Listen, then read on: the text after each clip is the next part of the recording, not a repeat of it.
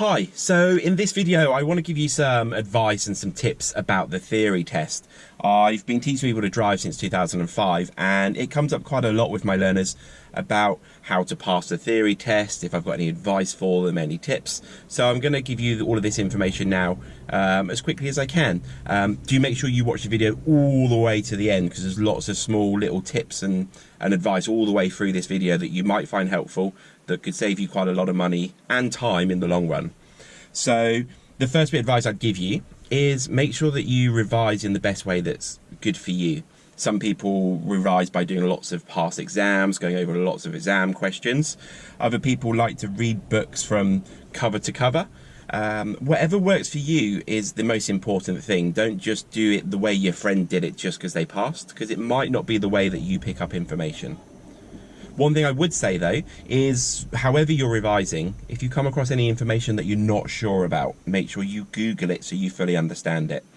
If you fully understand, you're more likely to remember it, not just for your test, but for the rest of your driving life, which, if you think about it, that's what's most important, is that we understand all of this information for the rest of our driving lives. The next bit of advice I'd give you is when you're doing a question and you're not sure about what the answer is, you're looking at those four answers, that multiple choice, and you're thinking, I can't work it out. There's a few things to consider when driving, and a couple of them are road safety and the environment. So when we're looking at those answers, think of them from a road safety or an environmental point of view. So take this question, for example: why shouldn't you leave a roof rack on the car when you're not using it? The answer is that it will make the car use more fuel.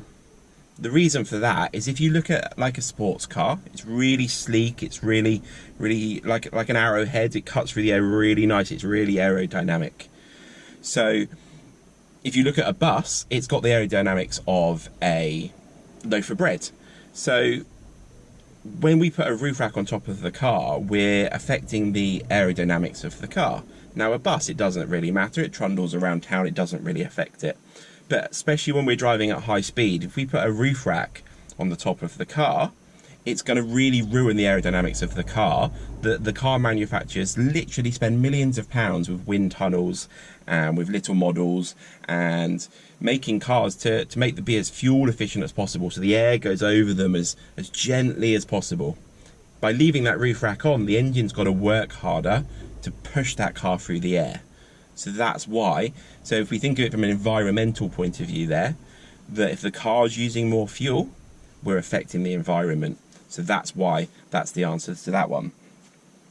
There's another question, so looking at this one, so why is it bad to have an overinflated tyre? So if you think about a tyre when it's rolling on the road, you've got the bottom of the tyre's flat, the road's flat, you've got a nice bit of grip there. If you overinflate that tyre, I'm trying to bend my hand the wrong way there. If I try and bend my hand like this, you've got less tyre touching the road. I'll probably just show you some graphics, it'll be much easier. So, so if we've got less tyre touching the road, then we've got less control of the car, especially when we're cornering or accelerating or braking. So from a road safety point of view, having less grip is a bad thing. So that would be the answer to this question. Okay, so when you are revising, one thing I notice is that with a decent amount of common sense, you're going to get a fairly decent score. You might get 38, you might get 40 out of 50. The pass mark being 43, they've set it at that level because they don't want you to be able to pass it just with common sense. There are a lot of things like facts and figures that, no matter what advice I give you, you can't take an educated guess on things like, what's the minimum tread depth on a tyre? 1.6 millimeters. If you didn't know that, you couldn't guess it. When would you use your fog lights if it's less than 100 meters visibility? When would you put your warning triangle behind the car? 45 meters. These things, very, very difficult to guess if you're not sure. So it's very important that we do revise and don't just rely on common sense. Just because you think maybe you've got a decent level of common sense and you've got a decent understanding of cars, you still might not have enough information in your head to pass that driving test. So make sure you do dedicate some time to revise. And that goes to my next bit of advice, is don't leave it to the last minute. So many people that I've taught to drive have in the last couple of days started revising because their test is in a couple of days' time, and they just haven't given themselves enough time to go over enough information to take it in, or have enough time for that information to settle in. So make sure that you start revising as soon as possible, doing it regularly, giving it a chance to settle in.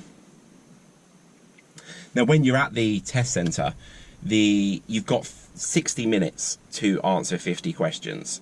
Now, you'll probably find when you start using your apps or whatnot that you can do 50 questions in 15 minutes quite easily. So take your time. There is no rush. You don't need to get out of there quickly. So flag any questions that you're not sure about. Go back over them. Remember road safety or the environment if you're not sure. But just take your time. Don't rush yourself through those questions. And definitely read the questions twice. Sometimes they do questions that are very, very similar to each other, and especially if you've learned in a way where you've just gone over lots and lots of questions, you may have seen one question loads of times, but then the version of the question you see is worded slightly differently, and they're actually after a different question. So make sure you read every single question twice. When you're booking your test, make sure that you book that test via the .gov website. There's plenty of websites out there that want to charge you a bit more to book it for you. They're just basically charging you a booking fee, and you don't even get to choose your date or time normally. So get yourself on the .gov website to book your test to save yourself plenty of money there. One of the things, you wouldn't believe it, the amount of times I have a lesson with somebody, they had their theory test between this lesson and the last one. They get in the car and I'm like, how did your theory go?